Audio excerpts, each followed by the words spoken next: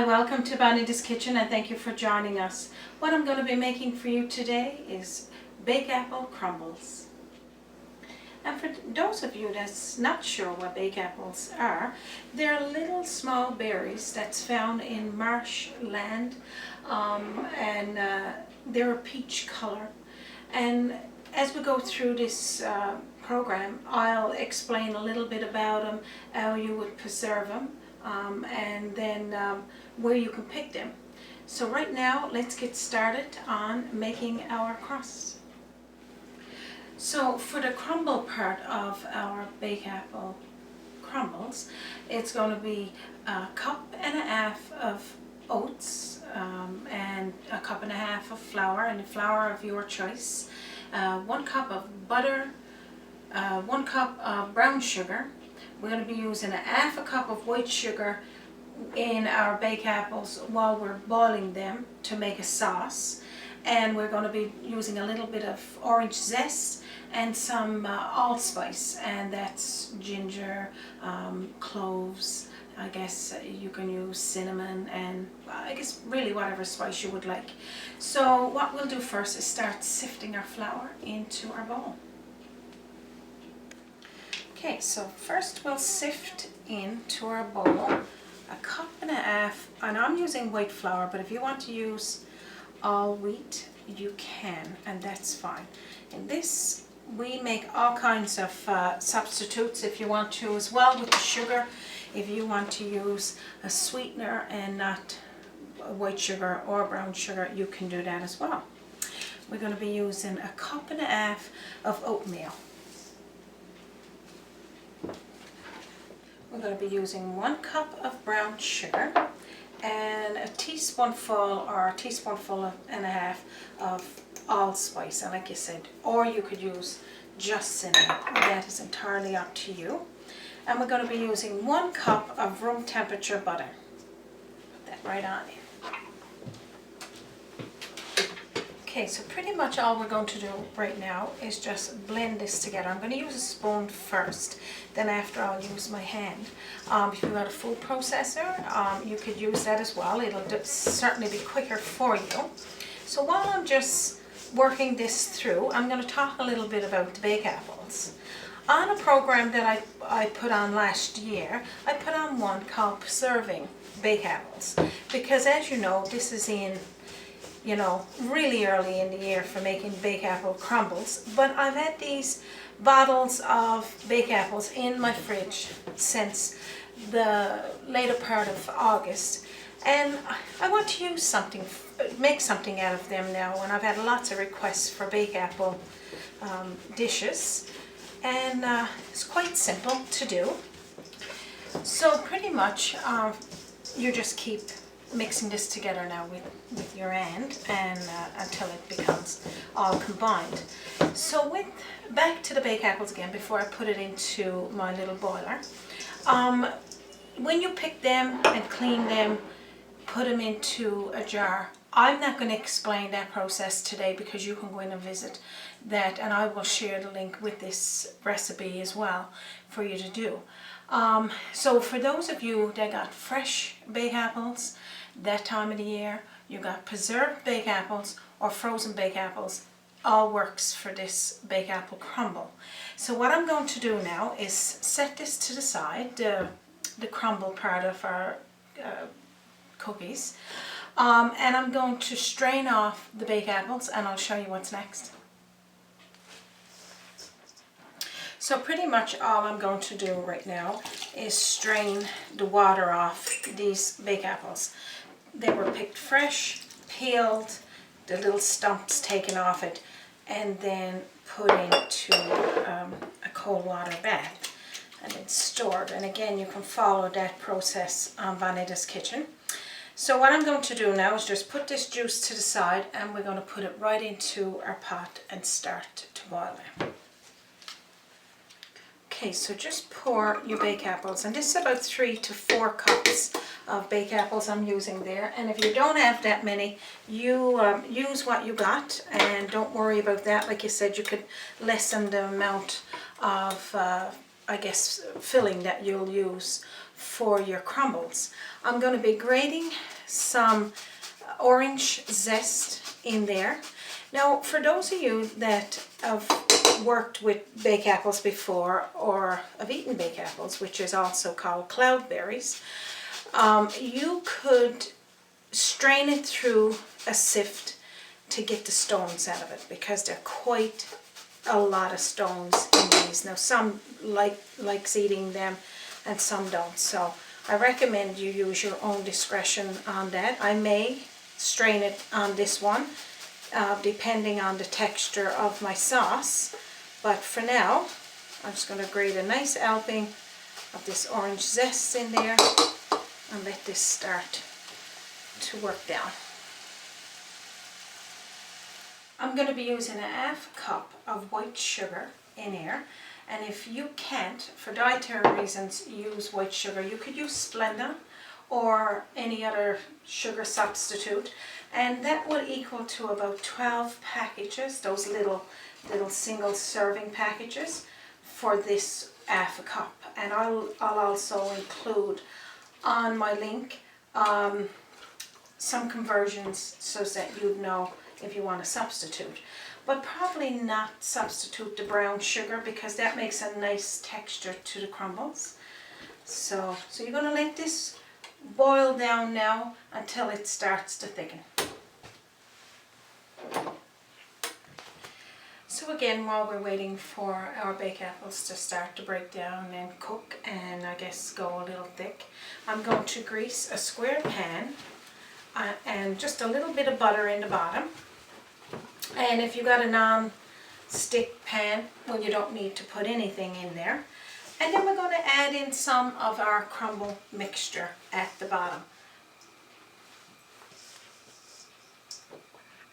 So what we'll do next, we'll flatten down the bottom, the base part of our baked apple crumbles. So we'll put that down there nice and firm, just pressing it lightly with your fingers until you've got a nice bottom base. Okay, so our baked apple sauce, or I could say filling, is coming along lovely. As you can see, it's starting to break down and cook. So I'm going to let this continue cooking, like you said, until I get a little more thicker and it starts to break down. And then I'm going to actually show you how to sift out the stones from there.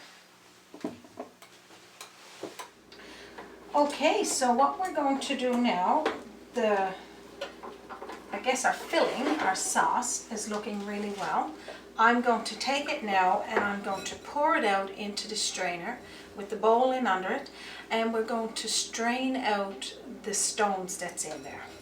So let's just pour it all in there. So just toss it all in there, just dump it in and just take every little bit you got, because you want all of that for your filling, of course, to go between the two crumbles. So if you've got time on your ends, you can just let it start strain until it gets through mostly itself. But if you don't have that time on your ends and you just want to make this really quick, push it down with a flat spatula until you're draining all of that goodness down to the bowl and you're leaving the stones up top.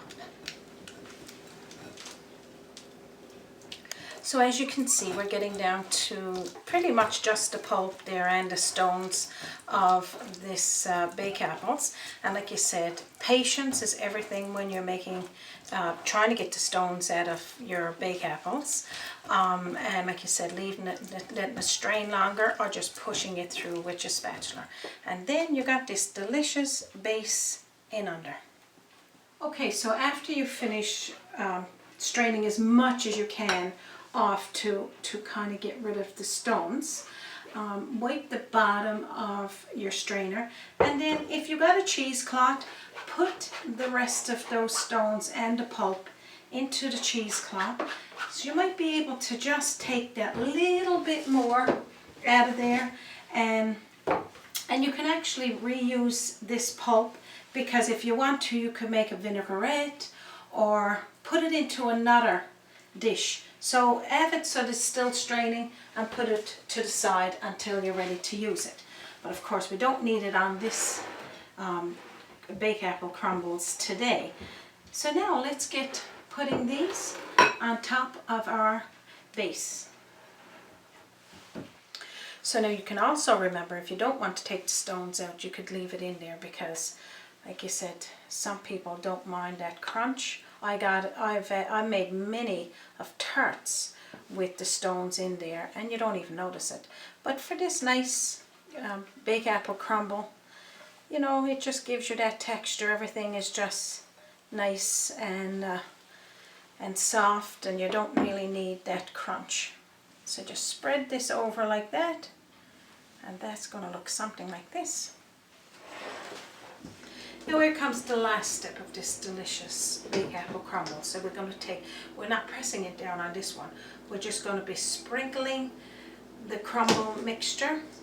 That's the oatmeal, flour, brown sugar, and the butter over the top of the BakeApple, which is now a BakeApple filling. So just equally put a nice helping. You don't have to put a lot on the top, but just a nice helping, because I do like it when it's nice and chewy and it's got that lots of crumble over the top of it. Alright, so it's just going to look something like this. So what we're going to do now is one of our last steps, of course. We're going to preheat our oven for 350 degrees.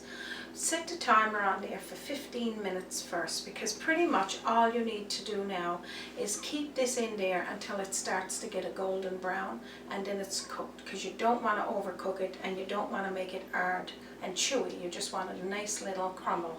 So 15 minutes first, check in your oven. If it don't look like it's a golden brown, put it on then for another 10 minutes or so, checking it. And meet me back here when it's done, and I'll show you what they look like.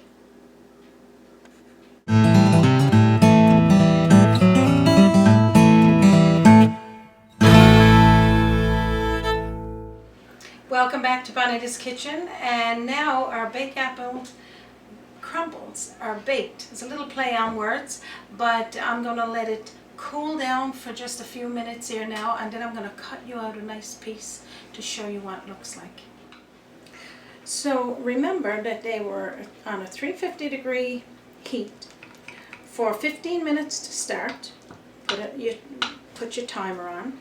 And then after, I put it on for an extra 5 minutes. It could mean 10 minutes in your oven, it could mean less, 15 minutes, maybe lots. But I'm more or less giving you that because everybody's oven is different. Now, I don't recommend to cut these while they're piping hot, but I want to show you what they look like so that you can see. Oh my, now. Just look at that, how delicious. And it's still warm, so I don't want to be taking too many of them out. You can see the nice BakeApple sauce, and you can see what it looks like here on the plate. And I got some fresh jam on the side here with some orange. And this is what they look like. Absolutely delicious. And like I was saying before, I would love to be able to cut all these out and just display them for you to see, but they're better cut when they're cool. But if you want to serve them hot with some ice cream, that would be delicious, because you can just scoop up a nice helping and put out there. But this is what they look like, and they're really tasty. So this is how quick and easy it is to make these delicious BakeApple crumbles. So I hope you found this episode helpful for you, and if so, please subscribe to my YouTube channel, and up at the top right hand corner hit the link, subscribe, and it will prompt you to what you need to do. And you can also visit me on www.bonitaskitchen.com, and I will share this link plus the link to the preserved baked apples, letting you know how you could do that when you do pick it in the fall of the year, and other videos that is linked to this dish or these crumbles. So you can also visit me on my Facebook page. So from my kitchen to yours, you have a wonderful day.